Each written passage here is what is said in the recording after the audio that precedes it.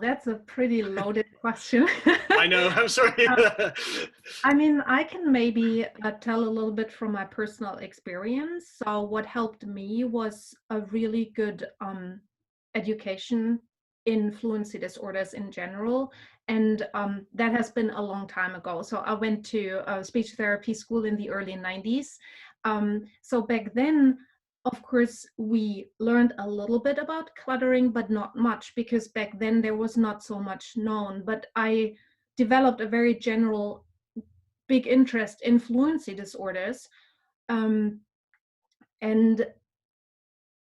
I always felt that was the founding step for me to really get into it. And I'm just thinking about a study that my colleague Charlie Adams and I conducted with SLPs here in America. And we asked them actually how much they learned about cluttering during their education. And the results were quite, well, I'm just missing the English word, but it was hard to read it for us, because it was about 50% of the SLPs who took the survey said they would be able to diagnose cluttering. Half of all SLPs, and I thought that was not very good. One thing that we had as a conclusion from that study is that it's important to offer opportunities to deepen that knowledge. And there is a lot that has been done since, but there is still a lot that can be done. But well, back to your question, what could help an SLP is try and find information. A good place to start is, for example, with the International Cluttering Association's website. We have on our website like information that can be readily accessed, such as, for example, the predictive cluttering inventory, which is a questionnaire that can be given to SLPs, but also to parents or teachers, and where you get a first idea whether it might be cluttering or not, because very often cluttering is misdiagnosed as stuttering. I want to hope so, because in the end we are the experts, but the field of speech language pathology is very broad, and therefore it is difficult. So as an example, I work in a big school district here in the United States, and we have over 200 speech language pathologists in my school district alone. And so the thing is that I'm the mentor for fluency disorders in my school district. So whenever someone has questions, there is a person they can ask. So for fluency disorders, cluttering and stuttering, I get the questions from my colleagues. And I'm hoping that other speech language pathologists also have either a possibility to do it that way, or utilize resources that are there, such as the International Cluttering Association's website, or in Europe there are fantastic specialists as well. So you know that you can ask specific questions to experts, and hopefully then get resources that help you to diagnose and also treat a fluency disorder. I sometimes get questions with regards, here is a language sample, I'm not 100% sure, I think it might be a fluency disorder, could you listen to it? And then I can listen to a language sample and could, for example, ask follow-up questions or say, hey, this is what I hear, it could be this or that. Sometimes I then also talk to the people on the phone about their whatever diagnostic procedures they've done so far, and in case I can ask follow-up questions or help them how to pinpoint some open questions a little bit better. Yeah, that's one thing. For that, one result from our study actually was also that there is a problem that there is no commonly agreed upon definition of cluttering, which makes it really hard. So if you don't really know what you're dealing with, it's very hard to then decide, oh, it's this or that, and this is how we can approach it. And so we actually said we have to take three different parts into account. So that was the three-pronged approach from the ICA, which you also can find on our website and download there. So the one thing I always would do is the first step is always for me the PCI. So I will give that questionnaire to teachers, to parents, and also I will complete it. But then I also take a general language sample of a conversation. So I can listen to, for example, what type of disfluencies are there? Is it like stuttering? Because we also find stuttering and cluttering mixed up, but sometimes we only have pure cluttering. It's very hard to distinguish. So that's very important to look at it. But then I also like to follow the fluency assessment battery that was described by Yvonne van Zalen and Isabella Reichel. So I tell a story and have the people retell the story, because we also then get an idea about their language planning abilities, which is also one big thing that is difficult for people who clutter, to not get lost in the details, but tell you just the main points of the story, for example. Then another thing that I like to do is also part of this fluency assessment battery, which is called the SPA test. It's the syllable.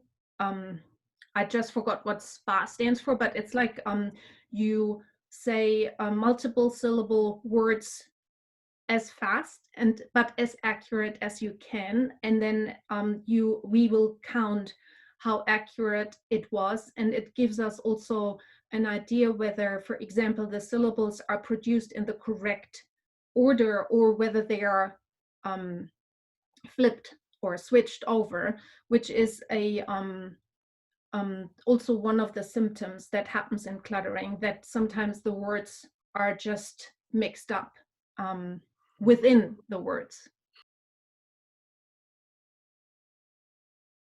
That's difficult. And I feel sometimes it's like it's not even always possible to say, oh, this is pure cluttering, or this is cluttering stuttering, or this is more cluttering but a little bit stuttering. It's so hard.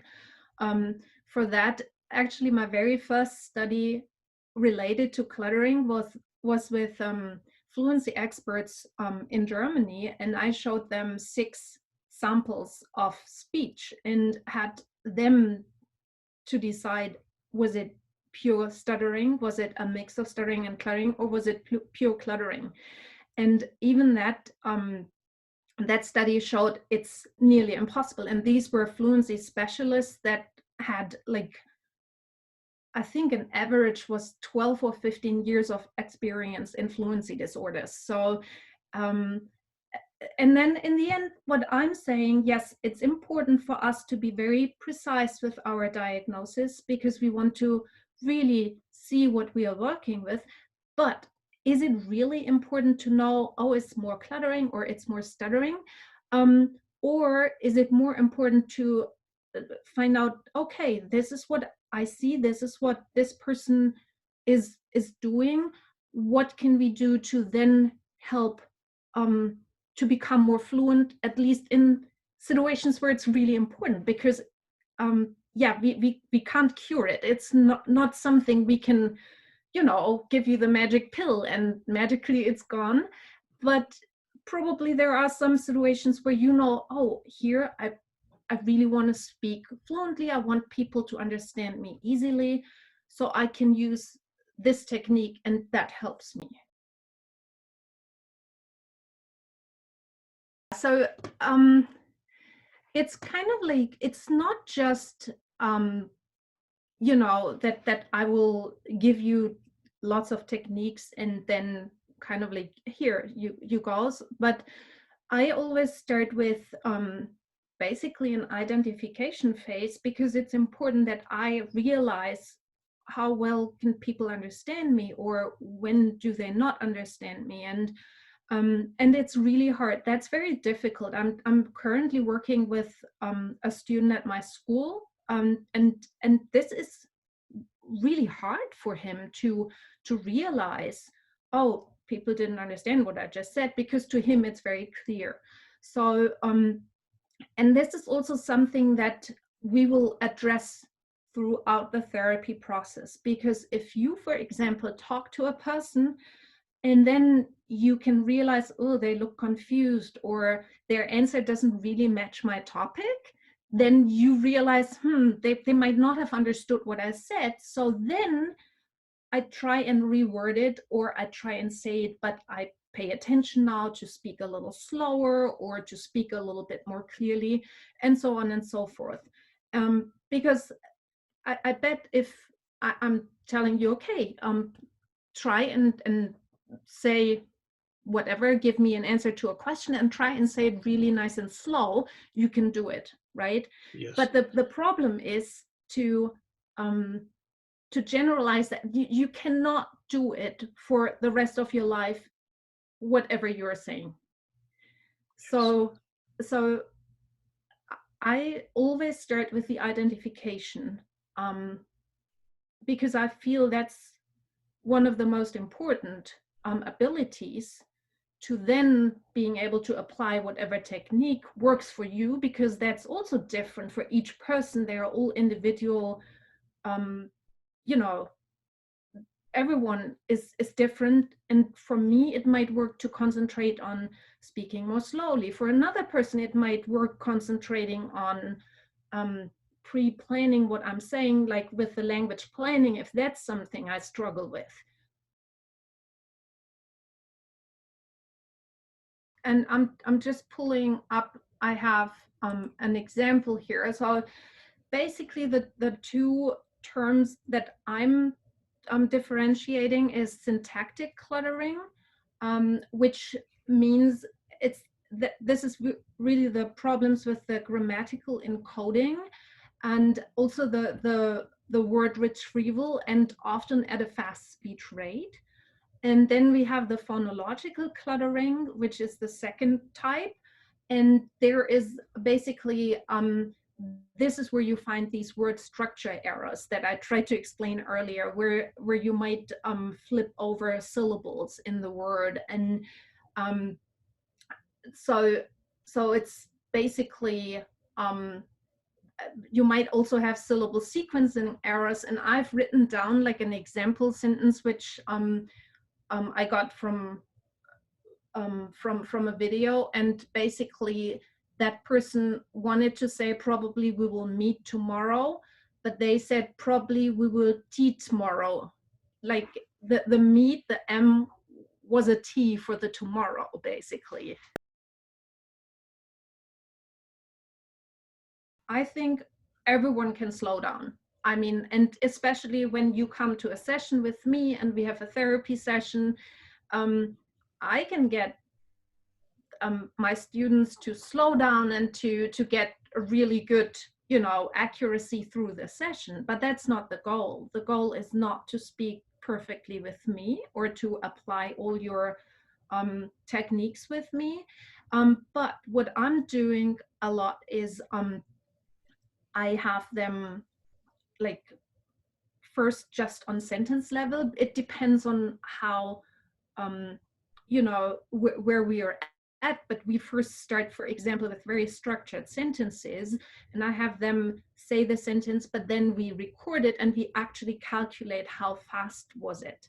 And we calculate it in syllables per second. So I want them to actually get a really good idea of how fast they speak when they speak. And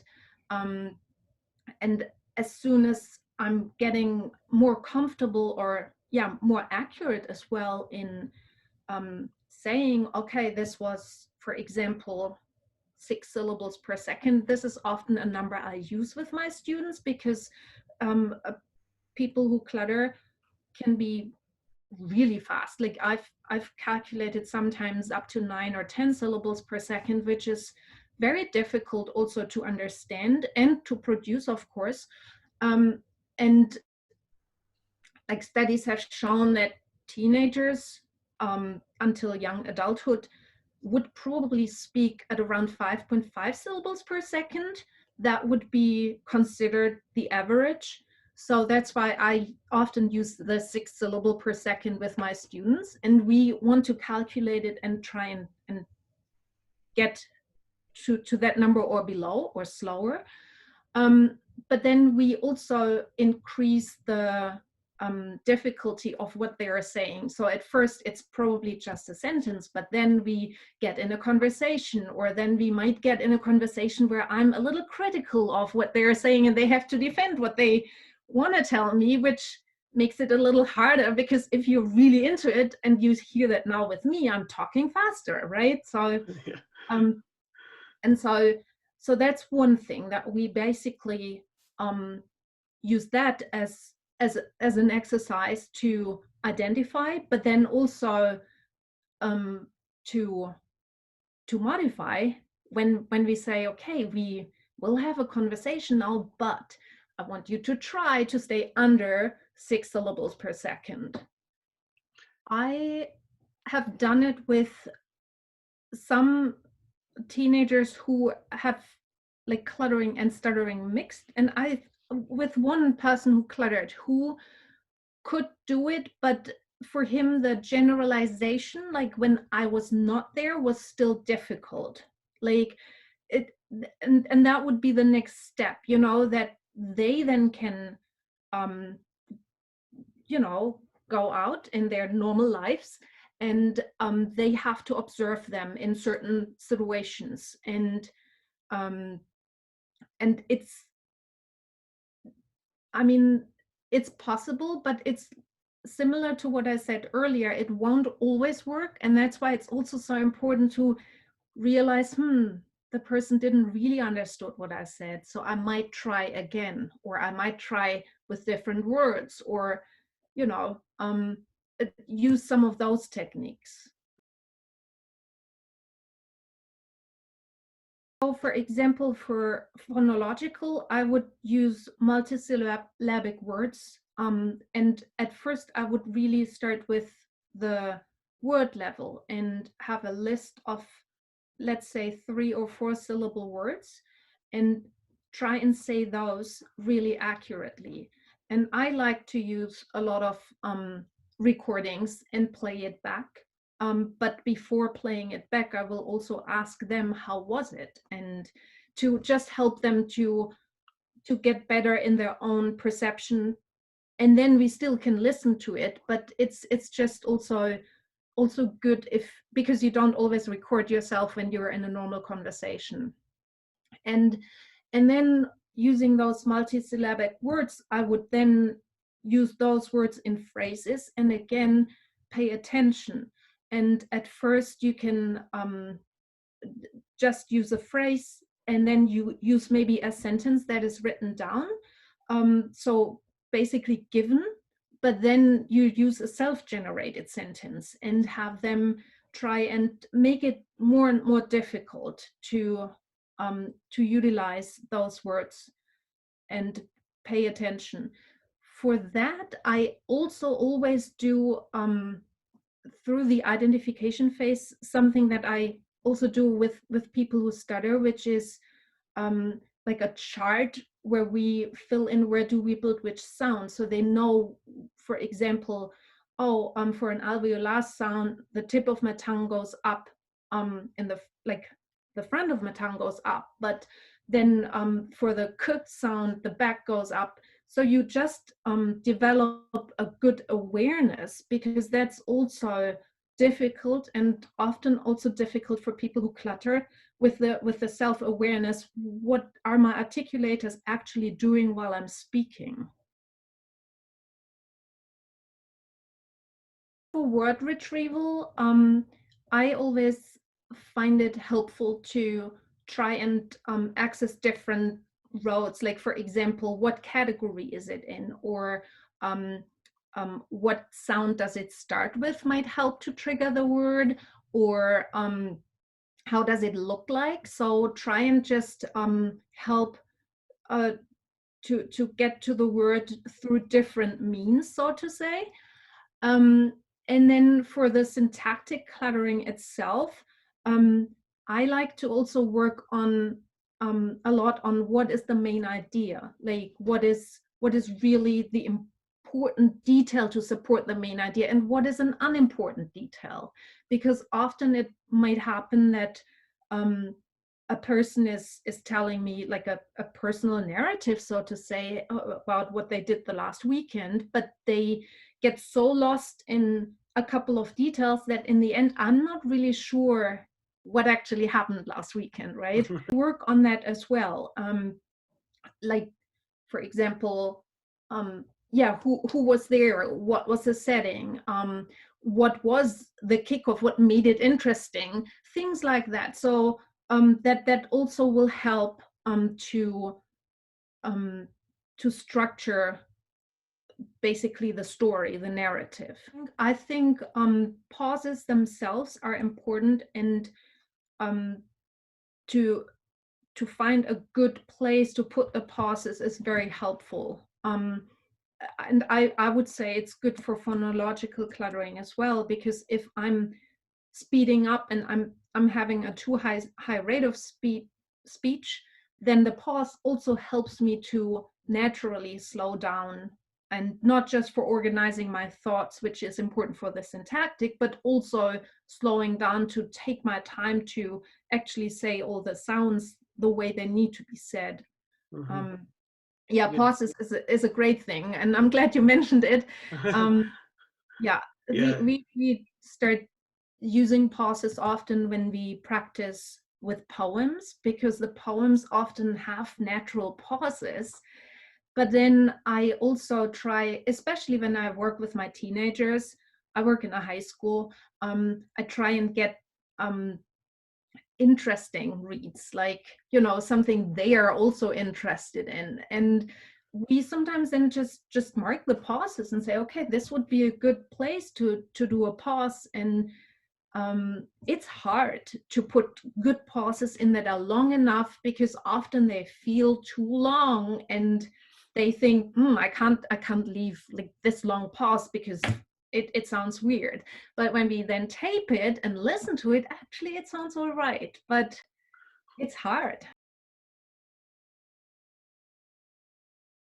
I'm not 100% sure. I think it has to do with the speech planning, that there are a lot of really good ideas that you might already have lined up in your head and you want to get them out. And you know, if you pause, oh my gosh, then I might forget something that was actually important or interesting that I wanted to share. That might be one thing. Which then also goes again into that speech planning part, and which makes it harder.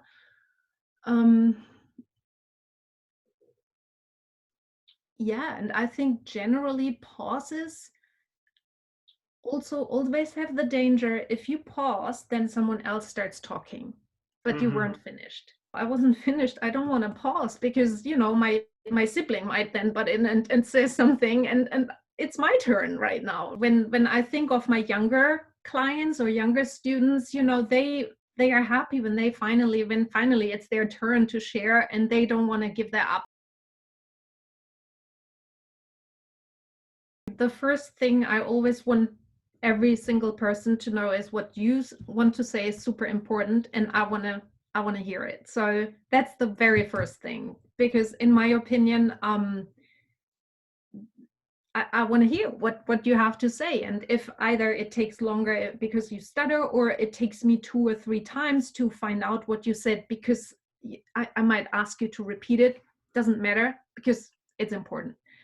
probably if you want some treatment or want to do something, I think then try and find a person who is specialized in fluency disorders or even in cluttering if possible. But often people who know a lot about fluency disorders, they are also knowledgeable in cluttering. So it's so that's a good point to start. So try, if you want to find like or seek out therapy, try and find an expert or someone who knows what they are doing. And if you want support, but maybe not necessarily therapy at this point in your life, then try and find support. I mean, there is support out there. We have the International Cluttering Association, but we also have there are a couple of Facebook groups dedicated to cluttering, and you can basically chat or talk with people who go through the same that you do. Maybe a little different, maybe you find similarities, but it's always helpful to talk to someone who might have similar experiences. We have an upcoming World Congress for fluency disorders for people who stutter, people who clutter, and also researchers and therapists. And that would be a great place to meet with other people who clutter. And I mean, I was fortunate enough to have been at the very first conference dedicated to cluttering. That was in 2007 in Bulgaria. And it was great because it was speech therapists, it was researchers, it was people who clutter.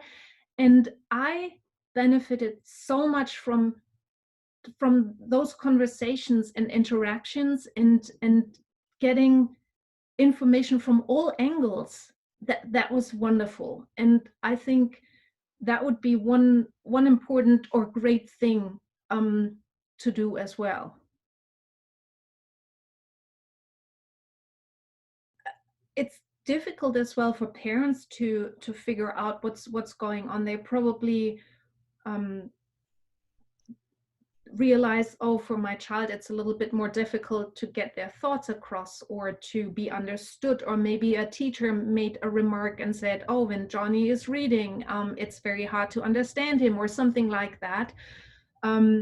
So it's also for parents important to get as much information as possible.